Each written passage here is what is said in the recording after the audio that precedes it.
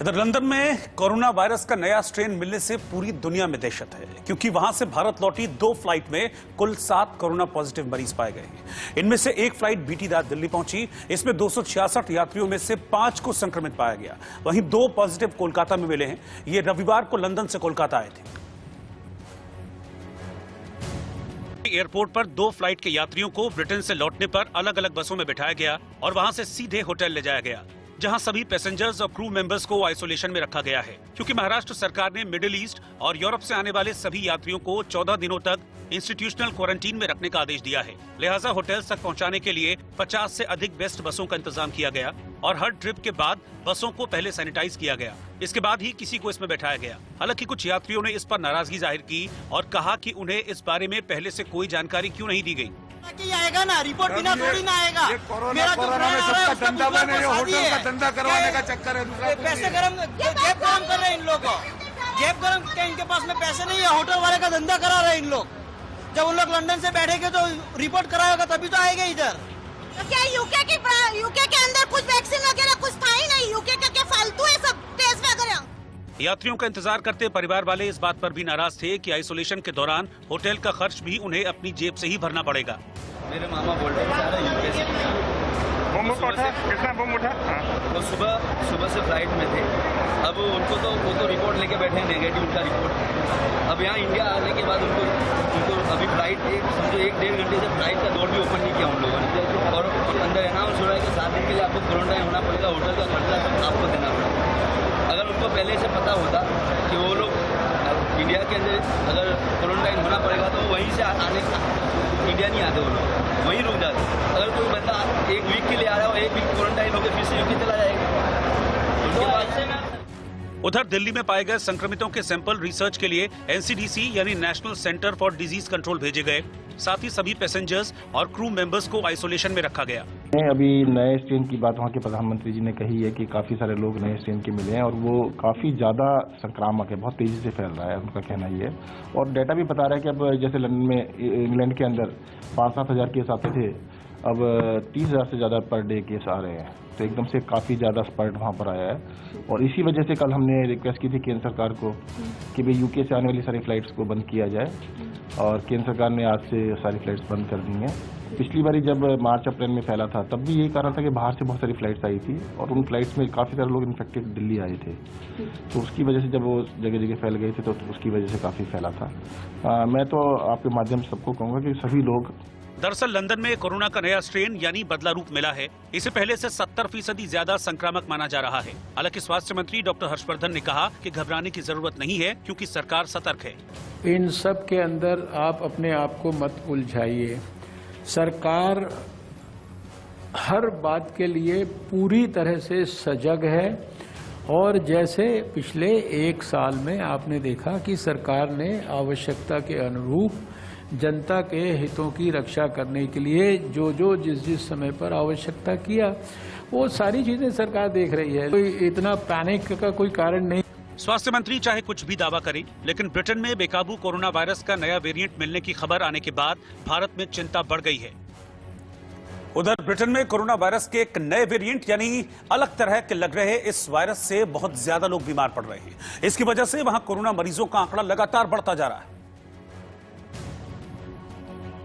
सबसे सख्त पाबंदियां लगाई गई हैं, क्योंकि ये बदलता वायरस बेहद कम दिनों में इंग्लैंड के कई हिस्सों में सबसे आम हो गया है। देखिए कैसे क्रिसमस के मौके पर गुलजार रहने वाले लंदन के बाजारों में सन्नाटा पसरा है। सड़कें खाली हैं और लोग फिर से घरों में कैद रहने को मजबूर हैं।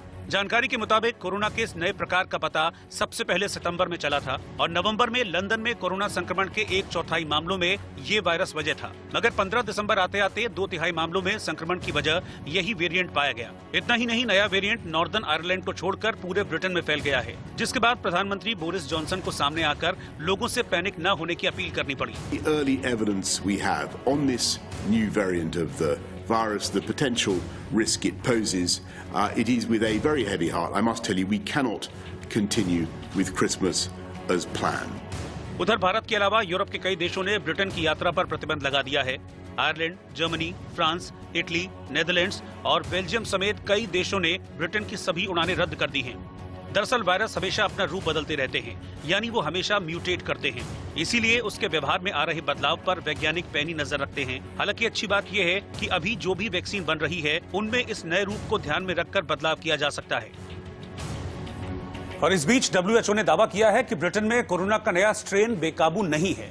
WHO का यह बयान इसलिए भी मायने रखता है क्योंकि शनिवार को ब्रिटेन के हेल्थ सेक्रेटरी ने कहा था कि देश में हालात काबू से बाहर होते जा रहे हैं। लेकिन WHO के इमरजेंसी चीफ माइकल रायन ने उनके दावे को नकारते हुए कहा कि महामारी के दौर में इससे भी ज्यादा मामले और खतरनाक स्थिति देखी गई है, जिसको काबू में भी किया गया है।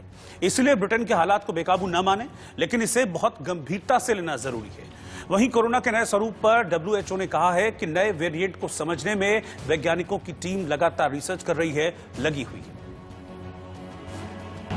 शिक्षा के मुद्दे पर यूपी के मंत्री सिद्धार्थनाथ सिंह से बहस करने के लिए दिल्ली के डिप्टी सीएम मनीष सिसोदिया लखनऊ पहुंच गए।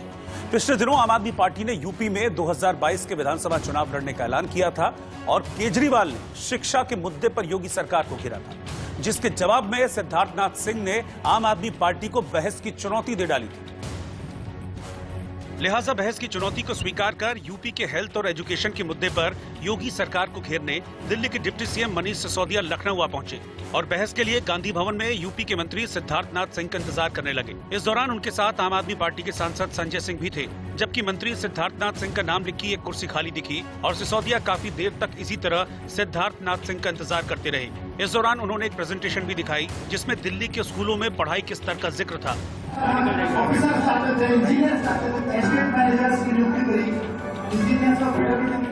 सिसोदिया ने यूपी के खस्ताहाल स्कूलों से जुड़ा एक वीडियो भी ट्वीट किया, जो लखनऊ से महज 8 किलोमीटर दूर स्थित बताया गया। वीडियो में देखा कि स्कूल खंडहर में तब्दील हो चुका है और वहां बड़ी बड़ी घास नजर आ रही है।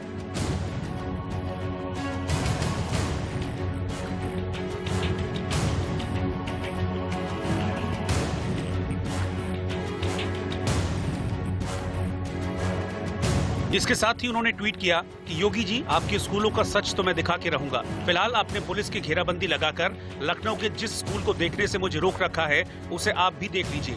आपके दफ्तर से मात्र 8 किलोमीटर दूर है। उधर काफी देर इंतजार करने के बाद जब सिद्धार्थनाथ सिंह नहीं आए तो दिल्ली के डिप्टी सीएम ने तंज कसा कि शिक्षा मॉडल पर बहस की चुनौती देने के बाद मंत्री सिद्धार्थनाथ सिंह को भागना नहीं चाहिए, क्योंकि जनता को अच्छी शिक्षा चाहिए जो योगी सरकार नहीं दे पाई। को स्वीकार है, लखनऊ आए हैं, सिद्धार्थनाथ का चैलेंज उसको लेकर लखनऊ आए हैं, क्या कुछ कहना चाहते हैं? मैं योगी के माननीय मंत्री सिद्धार्थनाथ योगी जो माननीय मुख्यमंत्री जी हैं उत्तर प्रदेश के, उनके सहयोगी माननीय सिद्धार्थनाथ सिंह जी के आह्वान पर आज लखनऊ आ गया हूं। उन्होंने खुली बहस की चुनौती दी थी कि स्कूल पर, अस्पताल पर, बिजली पर, पानी पर बहस कर लेते हैं। उत्तर प्रदेश की जनता अब अच्छे स्कूल चाहती है, अच्छे अस्पताल चाहती है, सस्ती बिजली, फ्री बिजली चाहती है, अच्छे रोजगार के साधन चाहती है और ये सरकार पूरी तरह से उसमें नाकाम रही है। उन्होंने लेकिन चुनौती दी थी तो मैं उनसे बहस करने की, केजरीवाल मॉडल वर्सेस योगी मॉडल पर बहस की चुनौती दी थी। आइए बात करते हैं, आप ही ने आह्वान किया था, आइए मिलकर बात करते हैं। इससे पहले योगी के मंत्री सिद्धार्थनाथ सिंह ने केजरीवाल को मुंगेरी लाल के सपने न देखने की नसीहत देते हुए शिक्षा और विकास कार्यों पर बहस के लिए चुनौती दे डाली थी। आप सब लोग ने इसके बारे में जानते हैं, जिसको कहते हैं मुंगेरी लाल के हसीन सपने। अब 2022 के बाद इसको मुहावरे को चेंज किया जाएगा, केजरीवाल के हसीन सपने। आपके यहाँ आप स्कूलों की बातें करने लगते हैं। सरकारी स्कूल, प्राइमरी स्कूल आपके यहाँ 1000 हैं, उत्तर प्रदेश में 1,35,000 है और 50,000 जो स्कूल्स हैं उनकी कायाकल्प जो होती है उस योजना के तहत जाके देखिए तो जनता बताएगी, गांव में जाके देखिए क्या हो रहा है। इसीलिए मैंने कहा ऑक्सीमीटर लेके घूम रहे ऑक्सीमित्रों से अपना ही एक दफे सही ऑक्सीजन टेस्ट करवा लेते तो आपको इतना बोलने की जरूरत नहीं पड़ती। मैं कुछ जवाब है आप दीजिए, मेडिकल कॉलेज के बारे में दीजिए, एम्स के बारे में दीजिए, अपने एम्प्लॉयमेंट के बारे में दीजिए। हम बहस करने को तैयार हैं, मगर उत्तर प्रदेश की जनता को इतना आप जो बेवकूफ समझ रहे हैं वो है नहीं। बहुत समझदार लोग हैं हम लोग। आपको भी 2014 आप भूल गए लगता है, जो वाराणसी में आपका हर्ष हुआ। कुल मिलाकर आम आदमी पार्टी यूपी की शिक्षा व्यवस्था को मुद्दा बनाकर 2022 चुनाव से पहले अपनी सियासी जमीन तलाशने में जुटी है, तो बीजेपी ने यूपी में केजरीवाल के सियासी वजूद को ही नकार दिया। एक तरफ जम्मू कश्मीर से 370 हटाए जाने के बाद डीडीसी चुनाव के नतीजे आए, तो दूसरी तरफ 370 हटने का सबसे बड़ा फायदा महाराष्ट्र के फौजी अजीत पाटिल और कश्मीर की सुमन को हुआ, क्योंकि दावा है कि 370 हटने के बाद अजीत पाटिल कश्मीर के पहले दामाद बन गए। तारा के अजीत पाटिल और जम्मू कश्मीर की सुमन देवी एक बंधन में बंध गए। दोनों ने पहले किश्तवाड़ में कश्मीरी शैली में शादी की और फिर महाराष्ट्रियन तरीके से 7 फेरे लिए। दरअसल अनुच्छेद 370 फौजी अतीत और कश्मीर की सुमन की शादी में एक बड़ी रुकावट था। हालांकि इसको हटा दिए जाने के बाद दोनों एक दूजे के हो गए। ती बहिणीकडे राहायला आलेली होती आणि तिथे आमची ओळख झाली। त्यातून पुढे आमचं एक दोघांचं प्रेम संबंध जुळून आमचं लग्नाची वाटचाल पुढे सुरू झाली। मेरे को यहाँ पे बहुत अच्छा लगा। यहाँ का माहौल बहुत अच्छा है। यहाँ पे मतलब यहाँ के लोग बहुत अच्छे हैं। यहाँ घूम भी फिर भी सकते हैं, घूम भी सकते हैं, बाहर जा भी सकते हैं और हम दोनों की शादी होगी बस। ये बहुत अच्छे हैं। दरअसल साल 2019 में आर्मी एजुकेशन इंस्ट्रक्टर की पोस्ट पर नौकरी मिलने के बाद अजीत की पहली पोस्टिंग झांसी में हुई, जहां उनके एक कश्मीरी फौजी मित्र के पास किश्तवाड़ की सुमन मेहमान के रूप में कुछ दिनों के लिए रहने आई। इस दौरान दोनों एक दूसरे को पसंद करने लगे, लेकिन दोनों के प्यार के बीच 370 सबसे बड़ी बाधा थी। लेकिन जैसे मोदी सरकार ने ये बंधन हटाया तो अजीत किश्तवाड़ गए, जहां गांव के पंचों ने उनकी बात सुनी और शादी को तैयार हो गए। लिहाजा 27 नवंबर को अजीत और सुमन की पहले कश्मीरी कल्चर से किश्तवाड़ में शादी हुई और फिर 18 दिसंबर को महाराष्ट्रियन कल्चर से दोनों एक दूसरे से जन्म जन्म के लिए बंध गए। जम्मू कश्मीर में लश्कर के 2 आतंकवादियों ने सरेंडर कर दिया। कश्मीर के कुलगाम में लश्कर के 2 आतंकियों ने सरेंडर किया। आतंकियों से भारी मात्रा में हथियार भी बरामद किए गए। आगरा में यमुना एक्सप्रेसवे पर कार और कंटेनर के बीच टक्कर हो गई। घटना के बाद कार में आग लग गई, जिससे कार सवार सभी 5 लोग जिंदा जल गए। दिल्ली, उत्तर प्रदेश, बिहार और राजस्थान में कड़ाके की ठंड पड़ रही है। मौसम विभाग ने इन सभी राज्यों में ऑरेंज अलर्ट जारी किया है। ऑस्ट्रेलिया में कोरोना स्ट्रेन के 2 नए मामले मिले हैं। वहीं बेल्जियम, नेदरलैंड समेत करीब 43 देशों ने लंदन वाली उड़ानों पर बैन लगा दिया है। मुंबई पुलिस ने हवाई अड्डे के पास एक क्लब पर छापा मारकर यहां से 34 लोगों को गिरफ्तार किया। इनमें क्रिकेटर सुरेश रैना भी शामिल हैं। नगर निगम इलाकों में नाइट कर्फ्यू घोषित किए जाने के बाद पुलिस की ओर से कार्रवाई की गई। अमेरिका के राष्ट्रपति ने पीएम मोदी को सर्वोच्च अमेरिकी सम्मान लीजन ऑफ मेरिट से सम्मानित किया। पीएम मोदी को यह सम्मान भारत अमेरिका की रणनीतिक साझेदारी को बढ़ाने के लिए दिया गया। उत्तर प्रदेश में अलीगढ़ मुस्लिम यूनिवर्सिटी के 100 साल पूरे होने पर प्रधानमंत्री मोदी का संबोधन हुआ। इस मौके पर उन्होंने एक डाक टिकट जारी किया और कहा कि एएमयू में मिनी इंडिया बसता है।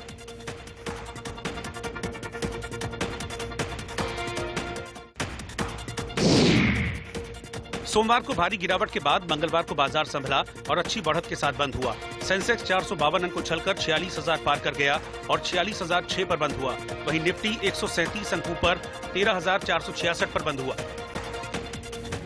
किसान आंदोलन के 27वें दिन दिल्ली हरियाणा के सिंघू बॉर्डर पर किसान नेताओं ने अपनी आगे की रणनीति पर एक प्रेस कॉन्फ्रेंस की। इस दौरान किसान नेता ने अपने आंदोलन की योजना पर एक-एक बात विस्तार से रखी है। इसमें देशवासियों से अनशन रखने, टोल प्लाजा फ्री करने, उद्योगपतियों का विरोध करने, केंद्र के भेजे पत्र पर जवाब देने और ब्रिटिश पीएम को 26 जनवरी पर भारत आने से रोकने जैसे खास मुद्दे शामिल हैं। किसान नेताओं ने साफ कर दिया कि कृषि कानून को जब तक वापस नहीं लिया जाएगा तब तक ये आंदोलन वो जारी रखेंगे। आने वाले दिनों में चमकौर साहब और फतेहगढ़ साहब का, बड़े साहबजादों का और छोटे साहबजादों का शहीदी दिहाड़ा है। ये हम दोनों सिंधु और टीकरी बॉर्डर पर बड़े कबीशर, ढाडी जथे, कथावाचक और सिख चिंतक बुला के इत्थे असीं इत्थे मनावांगे शहीदी दिहाड़ा 26, 27 ते 23। पहला 23 फिर 26, 27। बड़े साहबजादा 23 नूं आ, छोटे साहबजादा 26, 27 दा आ। ਉਹ ਇੱਥੇ ਅਸੀਂ ਮਨਾਵਾਂਗੇ ਤੇ ਇਹਦੇ ਨਾਲ ਹੀ 25, 27 ਨੂੰ हरियाणा के लोग टोटल टोल फ्री करेंगे। पंजाब में टोल फ्री पहले ही है, जो टैक्स लगता है रोड पर। जब हम 4 व्हीलर खरीदते हैं तो रोड टैक्स उसके साथ ही तारते हैं। तो ये रोड टैक्स काहे का ले रहे हैं? क्योंकि सरकार ने रोड प्राइवेट लोगों को दे रखा है, उनको कमाई करने का है। हमें तो मालूम यही पड़ा है कि इसके में बड़ा शेयर अमर शाह के लड़के का है। मैं गारंटी के साथ नहीं कह रहा, सुना है। तो उसने इसका रिवॉल्ट भी नहीं किया है। और इसके बगैर जो अडानी, अबानी और बड़े कारपोरेट घराने हैं, उनकी जो पैदावार है, उनका जो प्रोडक्शन है, उनका जो जियो का टावर है और चिप है, वो हम निकाल कर फेंक रहे हैं लोग सारे। और 68 करोड़ का उसका लॉस हो गया इतने टाइम में, और उसको ट्राई में जाना पड़ा, पहले नंबर से दूसरे नंबर पर आ गया। ये हमारे आने वाले दिनों के संघर्ष हैं।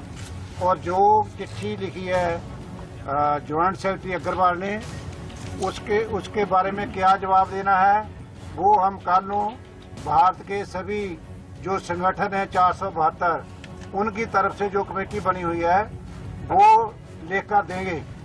और उस मीटिंग में जाना है कि नहीं जाना है, कब जाना है, किसके बुलावे पर जाना है, वो कल को फैसला होगा। कोई और? हाँ, जो हमारे भारत की सरकार ने 26 जनवरी को इंग्लैंड के प्रधानमंत्री को बुला रखा है, उसके बारे में हम इंग्लैंड के एमपीज को लिख रहे हैं कि वो अपने प्रधानमंत्री को रोकने की कोशिश करें। तो किसान आंदोलन के 27वें दिन भी किसानों और केंद्र के बीच कोई सहमति नहीं बन पाई है। किसान नेता अपनी मांगों को लेकर अड़े हैं। इस बीच किसान नेता 26 जनवरी को भारत आ रहे ब्रिटेन के पीएम को रोकने की योजना भी तैयार कर रहे हैं। इन्हीं सब मुद्दों पर हमारे संवाददाता ऐश्वर्या जैन ने किसान नेता ओंकार सिंह से खास बात की। किसान संगठन की लगातार मीटिंग आज जारी हुई, उसके पूरे मसले पर बातचीत करने के लिए Omkar Singh, general secretary all India Kisan union, हमारे साथ मौजूद हैं। बाजी, कल भी मुलाकात हुई थी, कल भी आप लोगों की बैठक हुई थी, आज भी लगातार बैठक जारी थी, लेकिन कंक्लूजन नहीं निकल पा रहा था कहीं ना कहीं बातचीत के लिए। कल आपने बोला है कि फैसला लिया जाएगा कि किस तरीके से अब आगे की सरकार के साथ बातचीत होनी है और किन किन मुद्दों पर भी होनी है। क्या रहा पूरी मुलाकात में आपकी बैठक हुई? देखो, आज हमारी बैठक हुई है। हमने जो तय किया है, एक तो 23 तारीख को हमने सभी जो किसान भाई हैं उनको बेनती की है कि वो अनशन रखें, दोपहर को भोजन ना खाएं। सभी देशवासियों को भी अपील की है। और इसी के साथ हमने 25-26 तारीख को ये जो टोल प्लाजे हैं, जैसे पंजाब में बंद हैं, वैसे ही हरियाणा में बंद करने का हमने कहा है। उनको कहा है कि इनको भी फ्री किया जाए। तो हम अपनी ओर से ये जो फैसले हैं ये कर रहे हैं। हमारी आज 32 जथेबंदियों का फैसला था, और जो सरकार की तरफ से हमको लेटर लिखा गया, उसके जवाब में कल को मीटिंग होगी संयुक्त मोर्चा की, उसमें विचार किया जाएगा। मीटिंग करनी है या नहीं करनी है, कल को तय किया जाएगा। एक बहुत बड़ी बात भी आपने कहा प्रेस कॉन्फ्रेंस के दौरान कि जो 26 जनवरी यानी गणतंत्र दिवस पर यूके के प्राइम मिनिस्टर को इनवाइट किया गया है, बोरिस जॉनसन को। आप लोग मेंबर ऑफ पार्लियामेंट को लिखेंगे, ब्रिटिश मेंबर ऑफ पार्लियामेंट को, कि उनको रोका जाए वहां से। इसका क्या संदेश है, क्यों ऐसा? देखो, संदेश तो ऐसा है क्योंकि वहां की पार्लियामेंट मेंबरों ने पहले ही कंडेम किया है हमारे देश के प्रधानमंत्री को। ऐसे ही दूसरियां पार्लियामेंट मेंबरों ने दूसरे देशों के, उन्होंने भी कंडेम किया है। इसलिए हमने उनको अपील किया, आज मीडिया के जरिए हमने उनको बेनती की है, जो वहाँ के पार्लियामेंट मेंबर हैं, कि वो अपने जो उनके प्रधानमंत्री है उनको रोकें जहाँ आने के लिए। क्योंकि जहाँ जो मतलब लोकतंत्र का गहान किया जा रहा है, लोकतंत्र की बर्बादी की जा रही है मोदी जी द्वारा, इसको रोका जाए। इसमें उनको शामिल नहीं होना चाहिए, इसलिए हमने अपील की है। उधर आंदोलन के 27वें दिन दिल्ली के अलग अलग बॉर्डर पर किसान जोश के साथ ठंड में डटे हुए नजर आए और सरकार से इस कानून को वापस लेने की एक बार फिर अपील की। मौजूद हूं। किसान लगातार अपनी व्यवस्था करने में यहाँ जुटे हैं, क्योंकि उन्होंने कहा है कि आंदोलन अभी लंबा चलने वाला है। जब तक सरकार नहीं सुनती है, कोई नतीजा नहीं निकलता है, तो वो इसी तरह से आंदोलन पर बैठे रहेंगे। मैं आपको तस्वीरें दिखाता हूं, पीछे बहुत महत्वपूर्ण है। 150 गीजर यहाँ पर पहुंचे हैं। एनआरआई लोगों ने इसके लिए मदद की है। किसानों के लिए ये जो गीजर हैं वो भेजे गए हैं। आप देखिए, यहाँ पर जो गीजर हैं उनको यहाँ उतारा जा रहा है। और सिर्फ गीजर नहीं, बल्कि यहाँ पर सैकड़ों की संख्या में वॉशिंग मशीनें भी पहुंच रही हैं, जिससे जो किसानों के कपड़े हैं उनको धोया जा सके। और सुबह के वक्त किसानों को ठंड काफी ज्यादा निश्चित तौर पर महसूस हो रही थी, क्योंकि कड़ाके की सर्दी है। तो अब गर्म पानी होगा तो उससे वो नहाएंगे, और खाने में भी गर्म पानी का इस्तेमाल जो है वो अब आसानी से हो पाएगा। इस ट्रक में कुछ कंबल भी आए हैं, और इसके अलावा जो टूथब्रश हैं, जुराबें हैं, इसके अलावा पानी की पेटियां आई हैं, और जो रोजमर्रा का जरूरी सामान है वो यहाँ पर पहुंचा है। यहाँ पर जूस भी पहुंचा है, जो हमें बताया जा रहा है।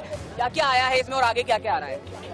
सर, हमें हमारे भाई है NRI बाहर से, वो हमें अपना फंडिंग कर रहे हैं। उन्होंने हमें अपना 10 लाख रुपए की अमाउंट से अपना ये सामान लेके आए हैं, ठीक है, जिसमें अपना ये पानी हो गया, गीजर हो गया, जो भी अपना डेली की रूटीन वाइज वॉशिंग मशीन वगैरह हो गई, जो भी रूटीन में काम आ रहा है डेली के। कितनी वॉशिंग मशीन पहुंच रही है अभी?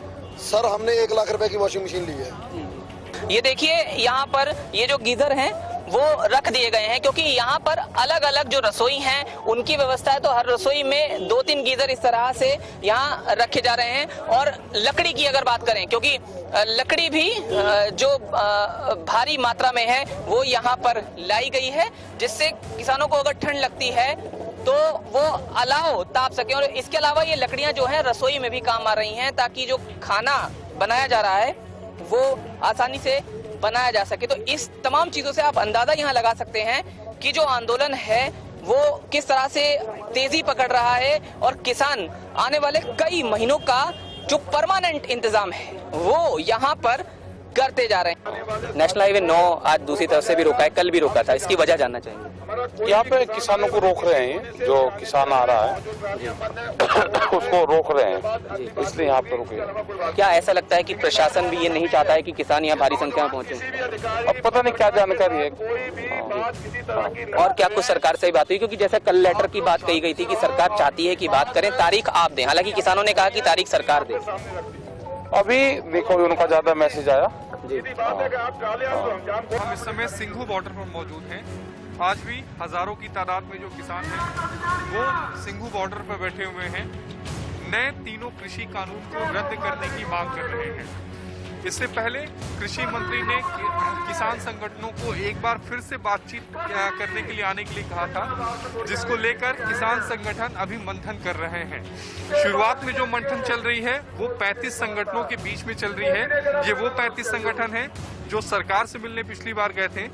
उसके बाद जो दूसरे संगठन हैं, यानी 35 संगठनों के बीच में बातचीत का जो नतीजा निकलेगा, उसके बाद जो दूसरे संगठन हैं उन्हें उसे इस बारे में अवगत कराया जाएगा। जो जम्मू कश्मीर में डीडीसी चुनाव के लिए वोटों की गिनती जारी है। इस दौरान जम्मू में बीजेपी तो कश्मीर में गुपकार गठबंधन मजबूत स्थिति में दिखाई दे रहा है। लेकिन अनुच्छेद 370 हटने के बाद घाटी में हुए इन चुनावों ने साफ संदेश दिया है कि जम्मू कश्मीर में एक बार फिर से लोकतंत्र की जीत हुई है और अलगाववादियों और आतंकवादियों की हार। क्योंकि शांतिपूर्ण तरीके से खत्म हुए इन चुनावों ने यह बता दिया है कि घाटी के लोग अनुच्छेद 370 को फिर से लाने के समर्थन में नहीं है और सूबे में बदलाव के पक्षधर हैं। उधर कश्मीर में अभी तक अपना खाता खोल पाने वाली बीजेपी के लिए अच्छी खबर है। कश्मीर घाटी में बीजेपी के 3 उम्मीदवार अब तक चुनाव जीत चुके हैं, जिनमें बलहमा सीट से बीजेपी के एजाज हुसैन जीते हैं। तुलाल सीट पर बीजेपी के एजाज अहमद ने कब्जा किया है। वहीं काकपुरा सीट पर बीजेपी के मुन्हा लतीफ ने जीत दर्ज की है। अभी तक हम एक और एजाज जीत गए हैं, लेकिन जिस तरह से घाटी में कमल खिला है और पूरी ताकत से हम यहाँ चुनाव लड़े, लोग डेवलपमेंट चाहते हैं। ये डिस्ट्रिक्ट डेवलपमेंट काउंसिल का चुनाव है और इस चुनाव के अंदर भारतीय जनता पार्टी जहां जम्मू में स्वीप कर रही है, घाटी में भी हम बहुत अच्छा मुकाबला कर रहे हैं। और मैं मानता हूं कि इंजीनियर एजाज हुसैन और एजाज अहमद 2 कैंडिडेट, हमारे 2 एजाज जीतकर पार्टी को एजाज बख्शा है। जम्मू में बीजेपी ऑफिस के बाहर सेलिब्रेशन का सिलसिला शुरू हो चुका है। आप देखेंगे यहाँ पर ढोल की थाप पर बीजेपी कार्यकर्ता जो है वो इस वक्त नाच रहे हैं, झूम रहे हैं और बड़ी जीत जो है इस वक्त कहीं ना कहीं यहाँ पर बीजेपी ने हासिल की है। जम्मू रीजन में खासतौर पे कश्मीर में जो 3 सीटें जो है वो हासिल की हैं, वो कहीं ना कहीं एक बड़ी चिंता का विषय कहीं ना कहीं उन राजनीतिक दलों के लिए जो कश्मीर में अभी तक जो है वो कहीं ना कहीं राज कर रहे थे। और अब यहाँ पर अगर बात की जाए तो सेलिब्रेशन का सिलसिला यहाँ शुरू हुआ है। यहाँ ठीक पीछे देखेंगे डॉक्टर जितेंद्र सिंह जो केंद्रीय मंत्री हैं वो भी यहाँ पे पहुंचे हैं और कार्यकर्ताओं के साथ मिल रहे हैं। इस जीत के बाद ये सिलसिला यहाँ शुरू हुआ है, क्योंकि लगातार जो जीते हुए नेता हैं, जो जीते हुए डीडीसी कैंडिडेट हैं, वो भी लगातार यहाँ पर पहुँच रहे हैं और जो है वो एक सीधे यहाँ पर आकर बीजेपी ऑफिस में है हाजिरी जो है लगा रहे हैं। केंद्रीय मंत्री अनुराग ठाकुर इस वक्त यहाँ पर हैं, डॉक्टर जितेंद्र सिंह यहाँ पर हैं। एक बड़ी जीत कहीं ना कहीं बीजेपी के लिए जम्मू कश्मीर में। जम्मू कश्मीर में पीडीपी के वाहिद पारा डीडीसी चुनाव जीत गए। उन्होंने पुलवामा जिले से जीत दर्ज की है। हैरानी की बात यह है कि वाहिद पारा इस समय एनआईए की कस्टडी में है। उन पर आतंकियों के साथ संबंध रखने का आरोप लगा है। लेकिन महबूबा मुफ्ती ने ट्वीट किया है कि अपने पहले चुनाव में वोट के बड़े अंतर से जीत दर्ज करने वाले पीडीपी नेता वाहिद पारा पर गर्व है। चुनाव के लिए नामांकन दाखिल किए जाने के बाद आधारहीन आरोप लगाकर गिरफ्तार किए जाने के बावजूद लोगों ने वाहिद के प्रति अपना प्यार और विश्वास दिखाया है। उम्मीद है कि न्याय होगा। वहीं डीडीसी चुनाव पर गुपकार गठबंधन के नेता उमर अब्दुल्ला का ट्वीट भी सामने आया है। उन्होंने अपने ट्वीट पर लिखा है कि जम्मू कश्मीर में डीडीसी चुनाव के रुझान गुपकार गठबंधन के लिए हौसला बढ़ाने वाले हैं। लेकिन बीजेपी ने इस चुनाव को अनुच्छेद 370 और जम्मू कश्मीर के विशेष दर्जे से जोड़कर प्रतिष्ठा का मुद्दा बना दिया था। हालांकि लोगों ने अब अपनी बात रखी है और ये उन लोगों के लिए है जो लोकतंत्र में भरोसा रखते हैं। सरकार ने अगले साल फरवरी तक बोर्ड परीक्षाओं पर रोक लगा दी। केंद्रीय शिक्षा मंत्री रमेश पोखरियाल निशंक ने ऐलान किया कि फरवरी 2021 तक बोर्ड की परीक्षाएं नहीं होंगी। साथ ही 10वीं और 12वीं कक्षा की बोर्ड परीक्षाएं घटाए गए सिलेबस के आधार पर होंगी। गुजरात के गांधीनगर जिले के कलोल शहर में एक धमाके से 2 घर ढह गए और 2 लोगों की मौत हो गई। ये हादसा ओएनजीसी की गैस पाइपलाइन में धमाके की वजह से हुआ। अभिनेत्री रकुलप्रीत सिंह फिल्म की शूटिंग के दौरान कोरोना वायरस से संक्रमित हो गईं। इसके बाद उन्होंने खुद को क्वारंटीन कर लिया है। पर अब चलते चलते आज का गीत। आज भारतीय सिनेमा के महान संगीतकार वसंत देसाई की पुण्यतिथि है। उन्होंने 2 आंखें 12 हाथ, झनक झनक पायल बाजे, गूंज उठी शहनाई, गुड्डी और आशीर्वाद जैसी कई फिल्मों में बेहतरीन संगीत दिया था। साल 1957 में आई फिल्म 2 आंखें 12 हाथ के इस खूबसूरत गीत के साथ आज आपको छोड़े जा रहे हैं। नमस्कार।